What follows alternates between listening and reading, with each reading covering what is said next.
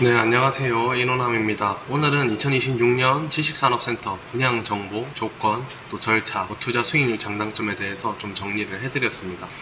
먼저 글을 시작하기 전에 투자 정보를 하나 드리면은 현재 인천 주안동 주안 국가산단역 도보 1분 거리에 위치한 제1플렉스 지식산업센터가 있는데요. 22년도에 완공이 된 신축 건물이고 현재 기숙사가 있는데 기숙사가 건물의 8, 9, 10층에서 이렇게 총 111세대가 있습니다. 111세대 중에서 100세대 정도가 임차가 맞춰져 있습니다. 여기 이 맞춰져 있는 임차는 뭐 시행사나 뭐 신탁사나 분양 대행사에서 임의로 분양을 위해서 맞춘 임차가 아니고요. 실제로 주변 기숙사 실수요자들에 대해서 맞춰진 자발적 자연 임차인입니다. 그래서 투자하기에 굉장히 안전하고 좋죠. 지금 현재 보증금 1000만원에 월세 45만원으로 부가세 별도로 해서 임차가 맞춰지고 있는데, 지금 8층과 10층 같은 경우에는 보증금 1000만원에 월세 45만원으로 맞춰져 있고요. 9층은 보증금 1000만원에 월세 40만원으로 맞춰져 있습니다. 그래서 당연히 분양가도 차이가 있겠죠. 8층과 10층의 경우에는 분양가가 1억 3천만원 정도 하고요. 9층의 경우에는 분양가가 1억 한 70만원 정도 하는데 공급가, 그러니까 부가세를 제외하면은 9,010만원 정도 합니다. 그래서 최근에 지식산업센터 기숙사 분양하는 거에 대해서 좀 분양가와 비교를 해보면은 굉장히 합리적이고 저렴한 편이죠.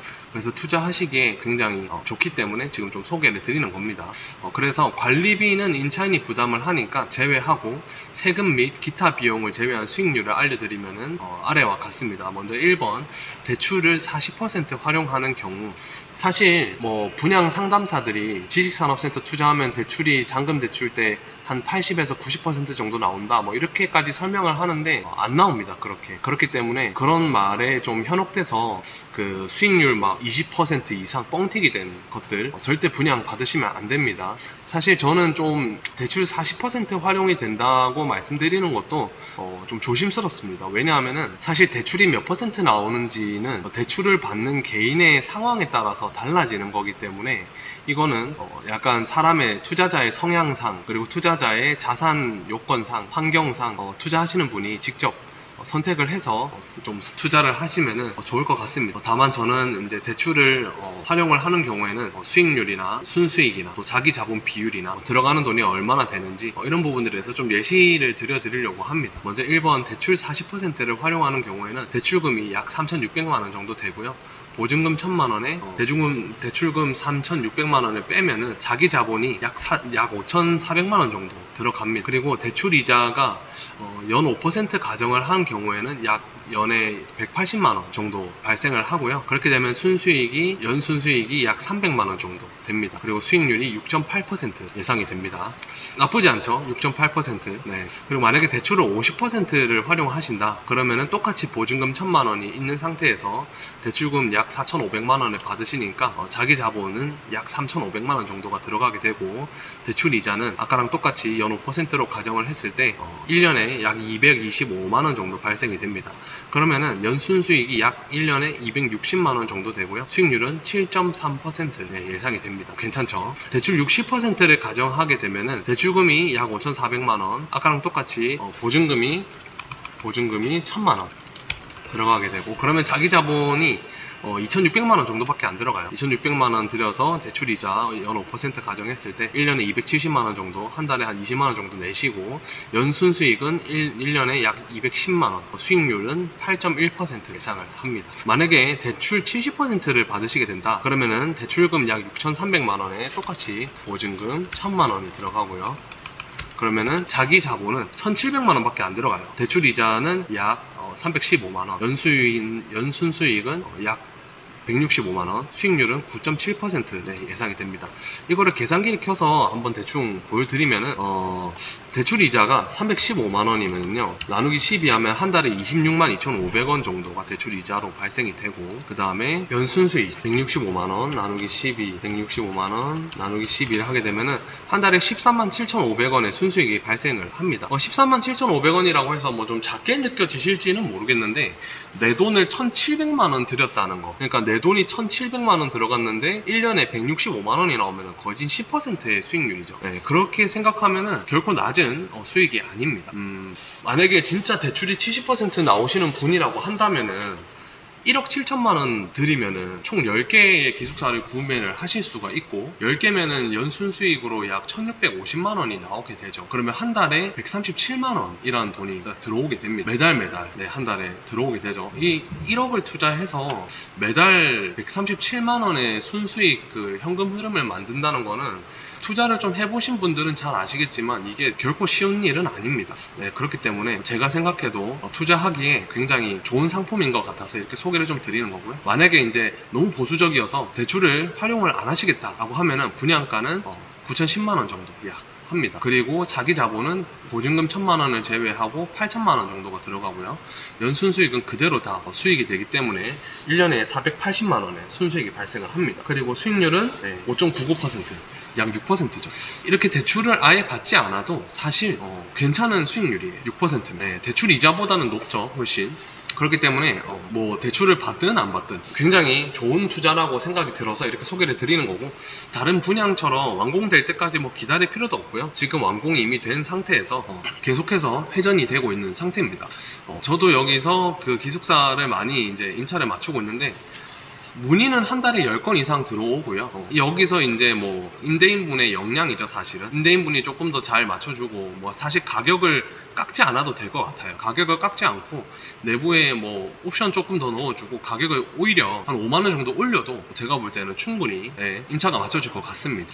주변에 있는 기숙사들이나 원룸이 굉장히 뭐랄까요, 형편이 없어요. 제가 임차인이라고 생각을 하면은 절대 들어가서 살고 싶지 않은 그런 원룸들이 주변에 되게 많습니다. 그래서 실제로 외국인 노동자분들도 조금 더 줘서라도 이 건물로 들어오시는 분들이 굉장히 많아요. 그렇기 때문에 수요도 굉장히 많고, 그 다음에 공급가도 저렴하고 수익률도 높다. 여기가 국가산업단지에 위치하기 때문에 수요는 굉장히 많습니다. 그렇게 생각을 하시면 됩니다.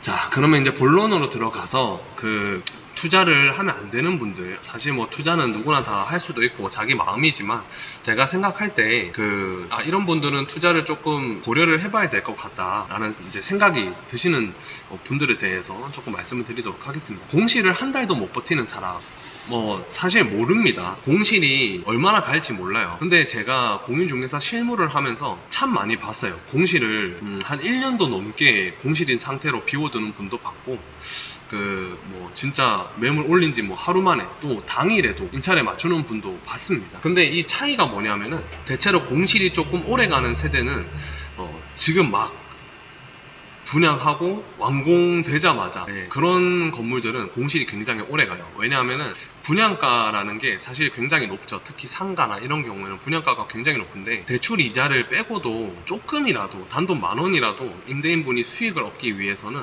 대출 이자보다는 높아야 되잖아요, 월세가. 그렇게 설정을 했더니 주변 시세에 비해서 가격이 월등히 높아지면서 사실 수요가 없는 상황이 발생합니다. 이런 분들은 참 안타깝죠. 왜냐하면은 분양 당시에 설명을 들을 때는 신축이라서 가격이 이만큼 올려도 사실 주변 사람들이 계약을 할 거다, 뭐 이런 설명을 듣고서 이제 분양을 받고 했는데, 막상 이렇게 뚜껑을 열어보니 가격이 조금이라도 높으면은 임차가 안 맞춰지는 경우가 많죠. 주택은 조금 덜 합니다. 왜냐하면 주택은 딱 들어가자마자 압도되는 분위기가 있기 때문에 덜 한데, 공장 혹은 상가의 경우에는 완공돼도 텅 빈 그냥 공실이잖아요. 그렇기 때문에 임차인들이 볼 때 크게 뭐 달라지는 게 없습니다. 그래서 그런 분들 사실 끝까지 이제 절대 손해 보지 않겠다라고 하시면서 가격을 올려서 내놓으셨다가 공실 한 1년 이상도 막 유지하시고 이런 것도 받고, 공실을 조금 짧게 하신다라고 하면은 이제 좀 던져서 가격을 내려서라도 이자라도 좀 내자, 이런 분들은 그나마 좀 빨리 맞춰지고 이런데, 이렇게 이제 공실을 한 달도 못 버티는 경우에는 사실 본인이 현금 흐름이 안 좋다는 이야기죠. 그렇기 때문에 그런 분들은 저는 사실 투자를 그렇게 추천드리지는 않습니다.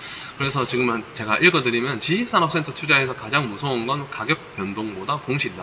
가격 변동은 진짜 특별히 엄청 뻥튀기 된 분양가가 아니면 크게 일어나진 않습니다.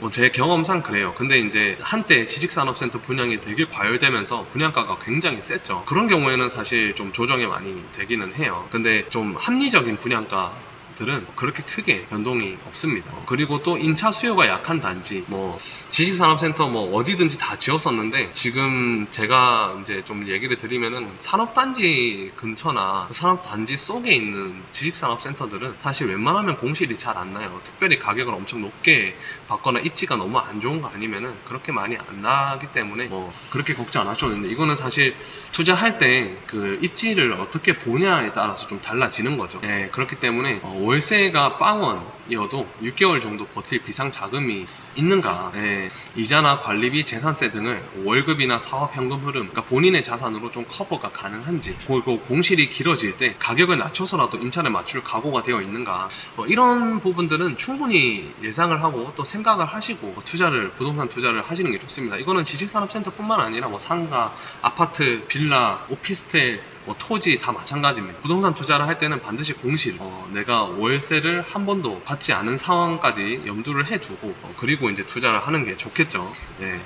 그래서 사실 투자를 권유하는 사람의 입장에서도 공실이 가격이 어떻고 뭐 임대료가 어떻든 간에 제일 중요한 거는 이 내가 투자를 권유하고자 하는 이 건물이 공실이 오래 갈 것인가, 혹은 내놓으면은 째깍째깍 맞춰질 것인가, 이거를 굉장히 저는 많이 봅니다. 네. 그래서 아까도 말씀드렸다시피 여기 이 건물의 기숙사는 뭐 사실 그 분양가는 되게 착한 편이죠. 1억도 안 하기 때문에 분양가는 되게 착한데, 분양가가 착한 만큼 월 임대료도 뭐 사실 막 한 개 분양 받는다고 해서 드라마틱하게 임대료를 받고 뭐 엄청 부자가 되는 건 아닙니다. 그냥 내가 투자한 거 대비 괜찮은 수익률을 얻는 것 뿐이지, 이게 사실 투자의 본질이긴 하죠. 그 괜찮은 수익률이 나온다는 거. 예, 그래서 제가 이거를 추천드린 이유도 뭐 임대료가 엄청 막 드라마틱하진 않지만, 첫 번째로는 분양가가 되게 싸다는 거, 두 번째로 제가 여기 현장에 계속 상주하고 있으면서 실제로 저는 여기 이 현장에서만 거래를 하는데, 실제로도 직방이나 또 네이버 부동산을 통해서 매달 10건 이상, 진짜 많이 들어올 때는 막 20건 이상도 문의가 들어왔었고, 그리고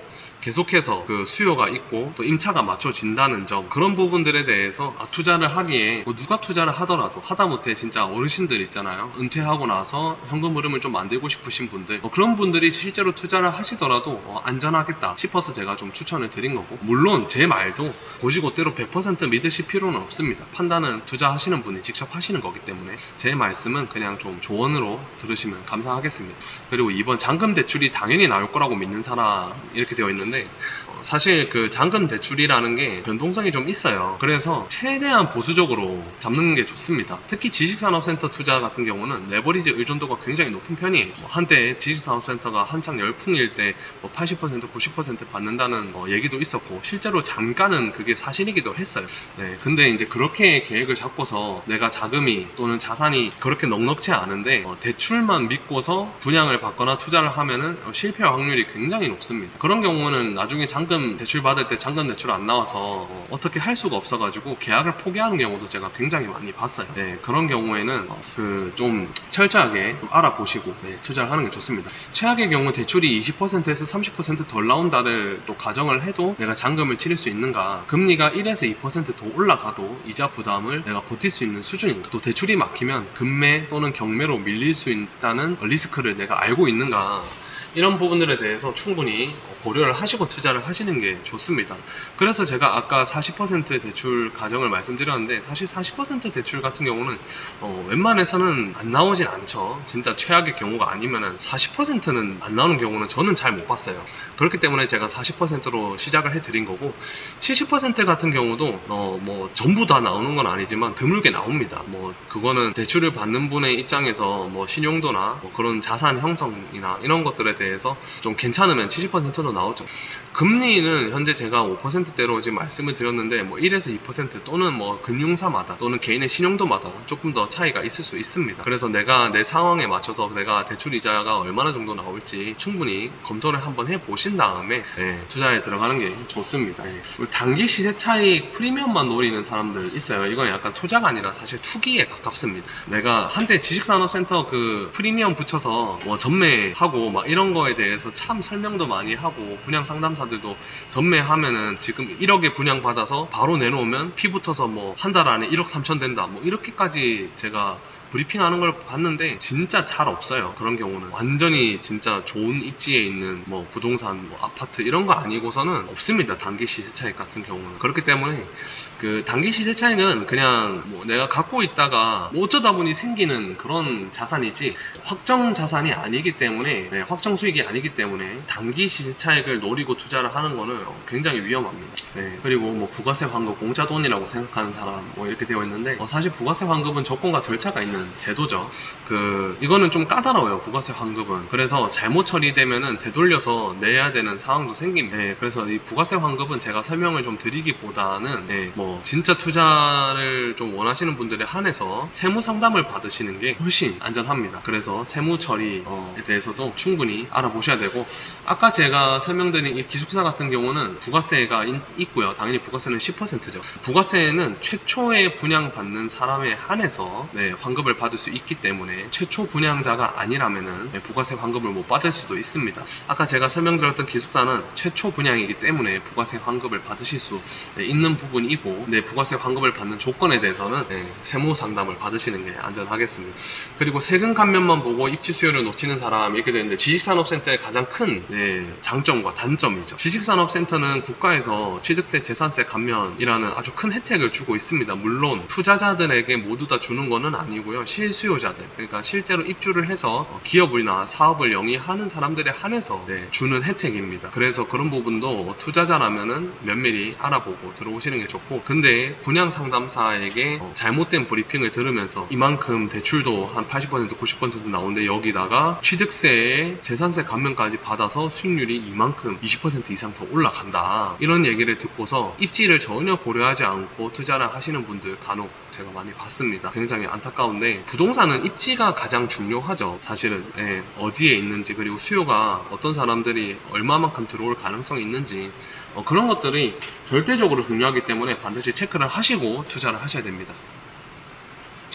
업종 제한, 실사용 규정을 나중에 어떻게든 되겠지로 넘기는 사람, 이거는 설마 있겠나 싶은데 진짜 있어서 제가 넣었습니다. 네, 제조용 공장, 업무용 공장 이렇게 해서 지식산업센터가 기업을 위한 건물이라고 해도 사실 모든 기업, 모든 업종이 다 들어올 수 있는 건 아니에요. 대체로 다 들어올 수 있는 건 맞아요. 웬만하면 다 들어올 수 있는 건 맞는데, 그 웬만하다는 기준에 부합이 안 되는 업종들도 분명히 있습니다. 그렇기 때문에 실제로 입주하는 그 회사라면은 반드시 국가산단에 연락을 하셔가지고 입주가 가능한지 먼저 알아보고서 분양을 받으시는 걸 추천드립니다. 이 부분에 대해서는 사실 뭐 부동산 공인중개사 말이나 분양 상담사의 말은 믿지 마세요. 왜냐하면은 이거는 그 공인중개사든지 분양 상담사들의 권한에 있는 내용이 아닙니다. 산업단지 그 지자체에 문의를 해봐야 되는 상황이고, 그분들이 훨씬 더 잘 알겠죠, 당연히. 그래서 뭐 분양 브로셔나 이런 말에 의해서 투자를 하시지 않았으면 좋겠습니다. 네, 그리고 관리비, 주차, 민원 같은 운영 리스크를 좀 무시하는 사람 이렇게 되어 있는데, 관리비야 임차인이 직접 내는 거라 투자자들 입장에서는 크게 상관이 없겠지만, 그 실제 입주하는 사람 입장에서는 잘 봐야겠죠. 관리비 수준이 진짜 건물마다 달라요. 건물마다 관리비가 너무 많이 차이 나기 때문에 관리비도 잘 보셔야 되고, 그리고 주차, 우리 직원들, 그리고 이제 기숙사의 경우 기숙사 입주한 사람들이 주차를 좀 넉넉하게 잘 할 수 있는지, 그런 부분도 당연히 봐야겠죠. 생각보다 그 주차난이 좀 심합니다. 산업단지 여기만 봐도 갓길 주차가 정말 심해요. 그래서 갓길 주차가 원래 단속 지역임에도 불구하고 지자체에서 단속 자체를 아예 안 하는 경우도 많이 있습니다. 주차난이 너무 심해서. 네, 그래서 건물 내부에 주차 시설이 잘 되어 있는지도 분명히 보시는 게 좋겠죠. 네, 지금 여기 같은 경우는 사실 그 주차는 굉장히 넉넉해요. 제가 주차를 지금 맨날 하지만 주차를 못해서 주차 민원이 들어오는 건 못 봤고요. 오히려 주차를 너무 많이 해서 민원이 들어오는 건 봤습니다. 뭐 주변에 그 이제 입주한 사람 중에서 뭐 중고차를 좀 하시는 분이 있는 것 같은데, 그 이 건물에 차를 한 10대씩 막 대놓고 뭐 쫓겨나기도 하고 뭐 그런 거 제가 봤지, 주차를 못하는 경우는 제가 못 봤기 때문에 이 건물은 좀 괜찮은 것 같아요. 물론 이제 앞으로도 계속 이런 상태일 거다라고는 말씀을 못 드립니다. 지금 지금 상태가 그렇다라는 거고, 관리비도 좀 합리적이에요. 여기는 이제 손님들 말씀을 좀 들어보면은 다른 데 비해서 관리비가 되게 싸네요 라는 말을 제가 들었습니다. 그래서 관리비도 좀 괜찮고, 관리 사무실도 일을 정말 잘 하세요.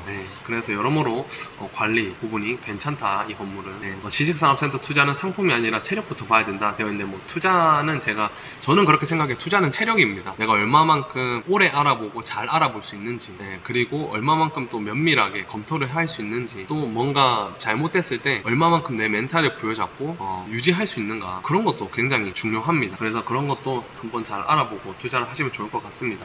만약에 여기 이제 투자에 관심이 좀 있으신 분들은 검색창에 인호남.com을 검색을 하시면은, 여기 들어오시면은 이제 이게 제가 운영하는 홈페이지고요. 홈페이지에 들어오시면은 여기 카테고리 옆에 컨설팅 신청이라고 있습니다. 컨설팅 신청에 간략한 정보 남겨주시면은 제가 보는 대로 바로바로 연락을 좀 드려서 상담을 좀 도와드리도록 하겠습니다. 이상 인호남이었습니다. 감사합니다.